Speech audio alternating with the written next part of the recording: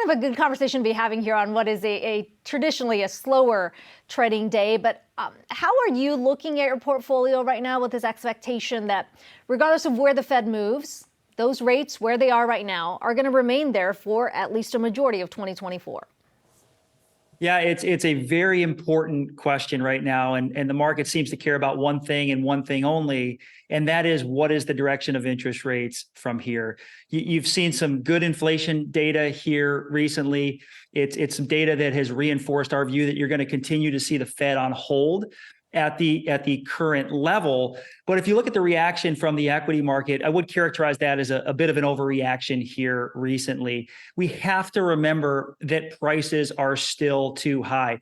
If you look at where core prices are relative to where we were in 2019, they're up 20% from those levels.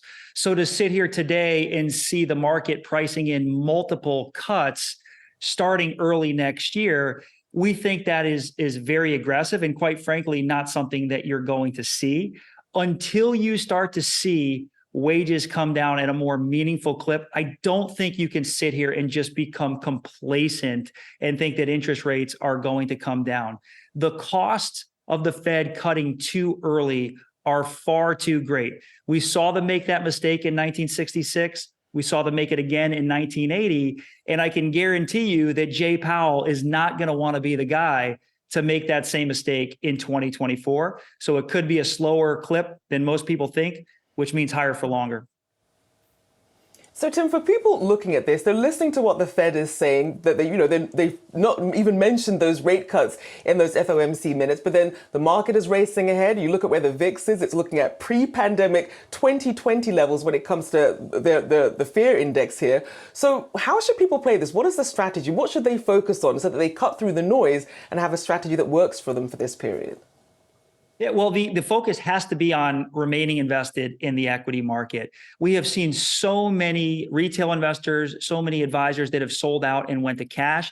That has been a big mistake. If you look at the rally that we've seen here recently, we have been out there pounding the table that the time when the Fed pauses is a very profitable time to be in equities. Yes, there's headwinds, but you have to be invested. And so one of the strategies that I think a lot of advisors have been finding value in here recently is under the umbrella of defined outcome ETFs, which is where we specialized. And the ticker on this one is TJUL. This strategy is designed to provide a 100% buffer against losses on the downside, while simultaneously providing upside exposure on the S&P 500 ETF to the first 16.6% over a 2-year outcome period. So the reason we're seeing such interest in this strategy right now is it really gives you an alternative to cash to still stay invested. Yes, you're helping hedge and protect on the downside, but you're not making that mistake to sell out and go to cash. If you think about what you need to get right to make the cash call, not only do you need to know when to get out, but you also have to know when to get back in. And to try to nail both of those is almost impossible.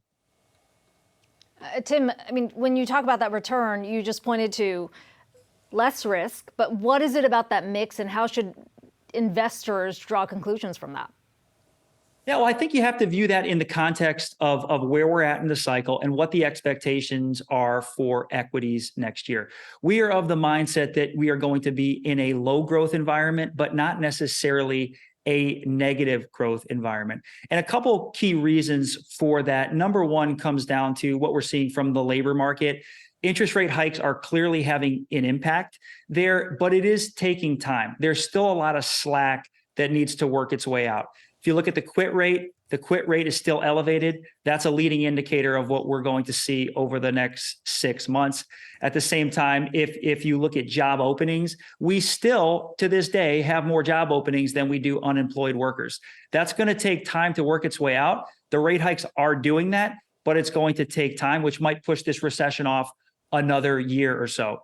The other reason, I have a hard time seeing us in a negative growth environment when you have the Treasury that is out there running a $1.5 to $2 trillion deficit. So we think in this context, you look at those defined outcome strategies like TJUL, what is the catalyst to drive markets beyond that total return? We struggle to see it.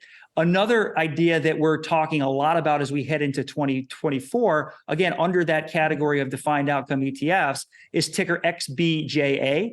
This strategy provides 2x exposure on the upside to the S&P 500 to a cap of about 18%, while also providing a buffer against losses of 9% on the downside. So you have that acceleration, that 2x on the way up to really help hedge those low returns, deliver positive and significant equity returns, but also that buffer on the downside. If we're wrong and conditions do deteriorate quicker than we anticipate, you have that recessionary hedge with the buffer. So it's those kind of strategies we think are going to become really important in the new year.